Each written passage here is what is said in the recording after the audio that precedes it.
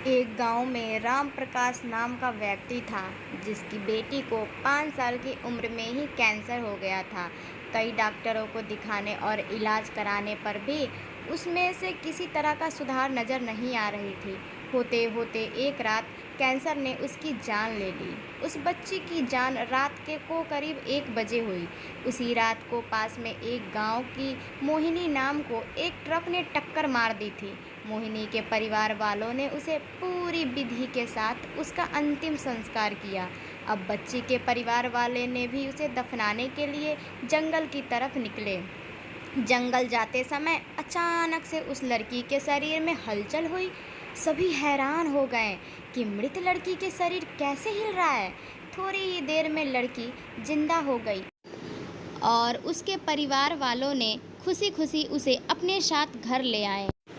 किसी को इस बात का भनक नहीं थी कि उस लड़की के अंदर उसी रात ट्रक से टकराने वाली मोहिनी नाम की आत्मा घुस गई है।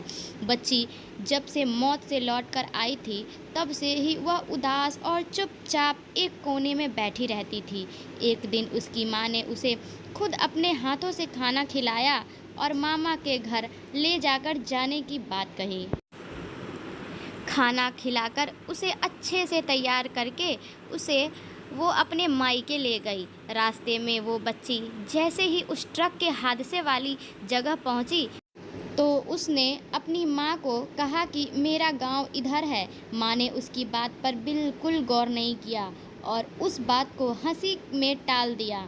कुछ ही देर में वो अपनी बच्ची को मामा यानी अपने भाई के घर पहुंचा आई। 1-2 दिन बाद मामा जी के घर के वापस ही बच्ची के अंदर घुसी मोहिनी को अपने पड़ोसन सिमरन दिखी। उसे जोर से उसने नाम से पुकारा। सिमरन ने पलटकर देखा तो एक बच्ची थी। उसे बड़ी हैरानी हुई कि इस लड़की को मेरा नाम कैसे पता। तभी मोहिनी ने अपने साथ बीती सारी बातें बता दी। उसने कहा कि मेरा परिवार वालों ने मेरी मौत से पहले ही मुझे जला दिया था, इसलिए मेरी आत्मा भटक रही है। उसी दिन इस लड़की की भी मौत हो गई थी तो मैं इसके शरीर में घुस गई। सिमरन ने ये बात अपने गांव जाकर सबको बता दी। पूरे गांव और उसके रिश्तेदार मोहिनी से मिलने के लिए उसी बच्ची के मामा के घर पहुँचे। उस लड़की के अंदर रह रही मोहिनी की आत्मा ने सबको एक एक करके पहचान लिया। कुछ देर बातें करने के बाद वो अपने परिवार वालों के साथ अपने घर चली गई। अब उस लड़की की माँ बच्ची को घर में ना देखकर बहुत परेशान थी। जब उसे पता चला कि वह कुछ लोगों के साथ दूसरे गांव गई है तो उसे बुलाने के लिए वो चली गई। अपने परिवार के साथ खुश मोहिनी ने वापस आने से मना कर दिया। पास के ही लोगों ने उसे समझाया कि तुम्हें दोनों परिवार के साथ रहना चाहिए, इससे सभी को खुशी मिलेगी। तुम किसी एक परिवार को दुखी नहीं कर सकती हो।